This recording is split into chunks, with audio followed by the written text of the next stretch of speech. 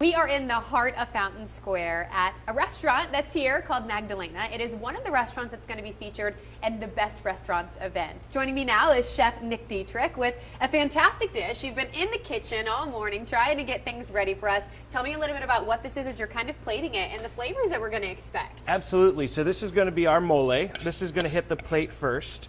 And this is a rich sauce filled with lots of nuts. I can smell the nuttiness. Yeah, definitely that. Lots of olive oil. This is actually a vegetarian dish, so there's no beef fat or anything like that, which you would find in a lot of moles. And then like fennel, a lot of late summer herbs and alliums and things like that, all cooked slow and low for about a day to let everything really melt together, get this beautiful texture together.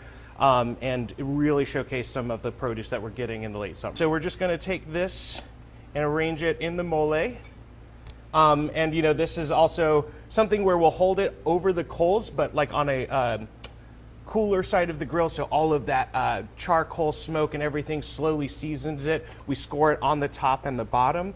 And then that way, it's flavored all the way through. Hit it with a little bit of salt too, so that sits up on the grill and kind of matriculates through, seasons it all the way.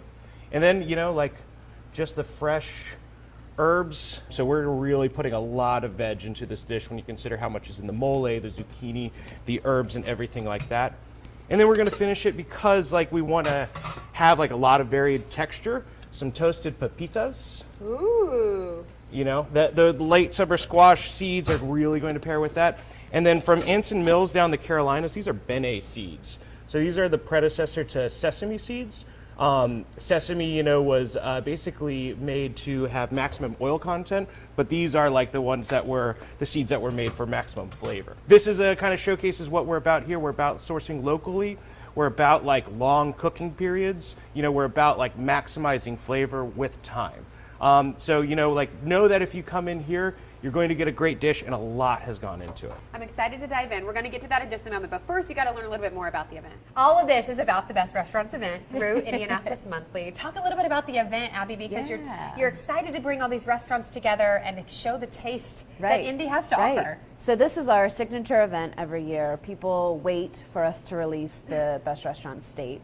So it's an easy way for the foodies of Indianapolis to just get a little taste of different restaurants, new restaurants, oldies but goodies, and just get a few little bites here and there and not have to commit to a 2-hour dinner. Or maybe they find out that they want to commit to a 2-hour dinner at the restaurant. So great exposure for all the restaurants and a fun event. Each year we highlight about 25 of the best restaurants of that year.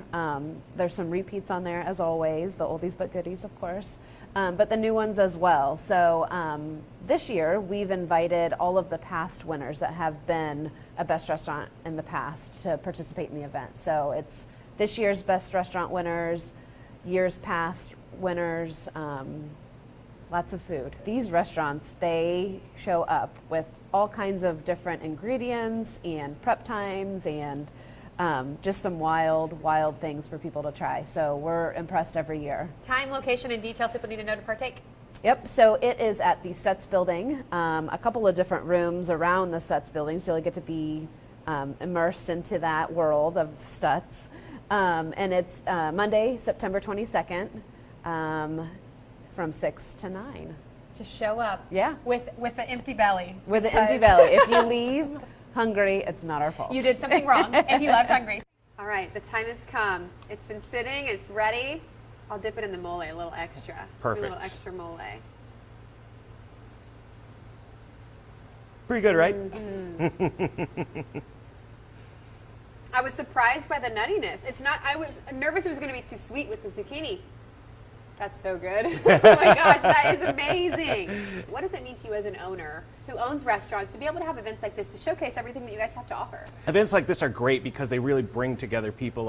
I don't get an opportunity to work alongside other restaurateurs often, and so it helps build community amongst the restaurateurs, but also I get to see a lot of people that may not have heard about us. And it's a great way for folks to get acquainted with a lot of places without diving in and committing to a full 2-hour meal. And so we show up and we just put our best foot forward, high five our colleagues at the other restaurants and make sure everyone has a good time. it's so good. I'm going to get back to eating this. You definitely need to check out more about the Best Restaurants event. We have more for you at WRTV.com right now.